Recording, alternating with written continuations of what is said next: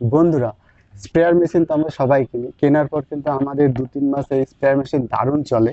কিন্তু তারপরে এর মধ্যে অনেক রকম প্রবলেম হতে শুরু করে, যেরকম এর পাম্প কল ঠিক মতো কাজ না করা, তারপরে এই যে নজেল জ্যাম হয়ে যায়, ঠিকঠাক স্প্রেটা না হয়। তো চলুন আমি দেখাই আপনাদের। আমার এটার দুটো প্রবলেম হয়েছে। এক হচ্ছে এটা আওয়াজ হয়, দেখুন। আর দ্বিতীয় যে এর যে স্প্রেটা কিন্তু ঠিকঠাক হয় না, মাঝে মাঝে জ্যাম করে।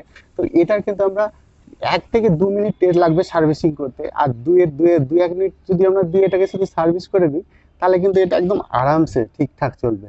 তো এই সার্ভিসিং করার টেকনিকটা আজকে আপনাদেরকে দেখাবো। তার জন্য কিন্তু আপনারা এরকম একটা নারকেল তেল নিয়ে নেবেন, আর এরকম একটা কাঠি নিয়ে নেবেন।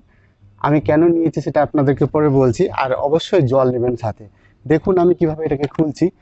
প্রথমে এর মুখটা কিন্তু খুলে নেবেন এরকম করে। এটা আরামসে খোলানো যায় এখান থেকে।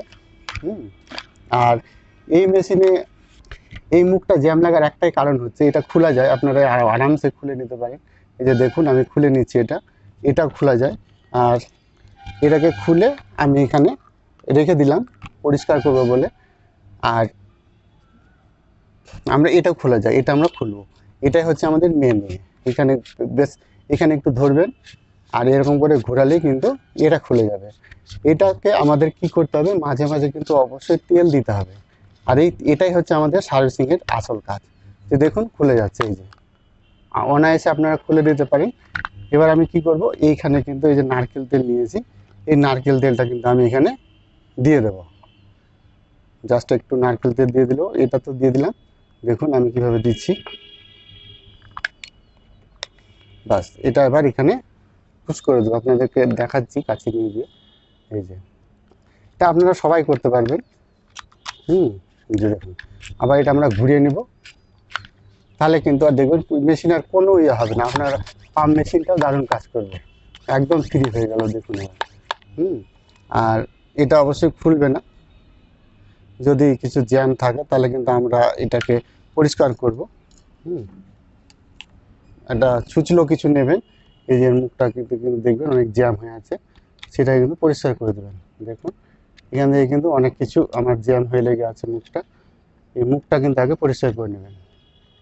আপনাকে দেখাচ্ছি কীভাবে পরিষ্কার করতে হয়। একদম খুব সহজ পদ্ধতিতে আপনারা এগুলো করবেন। হয়ে গেল। আর দ্বিতীয় যে কাজটা করতে হবে সেটা, এখানে একটু জল নিয়ে নেবেন। জল নিয়ে নেওয়ার পর এরকম একটা লাঠি আপনারা একটু কাপড় বেঁধে রেখে দেবেন। তাহলে কী হবে, এটা পরিষ্কার করতে সুবিধা হবে। কারণ আমরা যখন স্প্রে করি তখন কিন্তু কিছু কিছু দানা, যেটা আমরা ঘরোয়া পদ্ধতিতে বলুন পেস্টিসাইড, বা আমরা যখন ফাঙ্গিসাইড স্প্রে করি, তার দানাগুলো কিন্তু এর মধ্যে জমে থাকে। আর এইগুলো যখন আবার আমরা নতুন করে স্প্রে করি তখন কিন্তু পাইপের ভিতর দিয়ে ঢুকে যায়। ঢুকে গেলে কিন্তু আবার নতুন করে পাইপের মুখটা জ্যাম হয়ে যায়। তো আমরা এটা ভালো করে পরিষ্কার করে দেবো। দেখুন আমি কীভাবে পরিষ্কার করছি। জলটা আমরা এখানে ফেলে দেবো। ফেলে দিলাম। আমি আরও একটু জল নিয়েছি এটাকে আবার পরিষ্কার করার জন্য।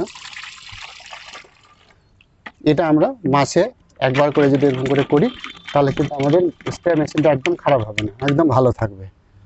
দুবার করে নিলাম, এখানে আর কিন্তু কোনো নোংরা নেই। এবার আমরা কি করব, এই যে আমি নজেলটা যেটা দেখতে পাচ্ছেন এখানে নিয়েছি, এটা একটু পরিষ্কার হয়ে গেছে, সেরকম কিছু নেই। এটাকে আমি আবার ফিট করব এখানে। এটাকে আবার লাগিয়ে নেবো এরকম করে। এখানে নোংরা সেরকম নেই। এটাগুলো আমরা পরিষ্কার রাখলে কিন্তু আমাদের স্প্রে মেশিনটা ভালো থাকবে। এখানে আমরা লাগিয়ে নিলাম আরামসে। আবার আমরা এখানে একটা ফিট করে দিলাম। আমাদের সার্ভিসিং হয়ে গেল। এবার দেখুন আর কোনো আওয়াজ নেই, একদম ফ্রি হয়ে গেছে। এটা আমরা অবশ্যই মাসে মাসে করব। আমরা যদি কিছু নাও করতে পারি, তো এর এর ফুটো দিয়েও কিন্তু আমরা তেল ঢালতে পারি, কিন্তু আমরা এটা খুলে নিয়ে তেল ঢালবো, তাহলে কিন্তু মেশিনটা আরও ভালো থাকবে। স্প্রে মেশিনটা আমার একদম ফ্রেশ হয়ে গেল, একদম নতুনের মতো। তো বন্ধুরা, আশা করি আপনাদেরও আর এই সার্ভিসিং করতে আর কোনো সমস্যা থাকবে না। আপনারা সার্ভিসিং করে আপনাদের স্প্রে মেশিনটা একদম ভালো রাখবেন। তো বন্ধুরা, আশা করি ভিডিওটা আপনাদের ভালো লাগলো। আর ভালো লাগলে প্লিজ সাবস্ক্রাইব করে দেবেন আমার চ্যানেলটি। ভালো থাকবেন।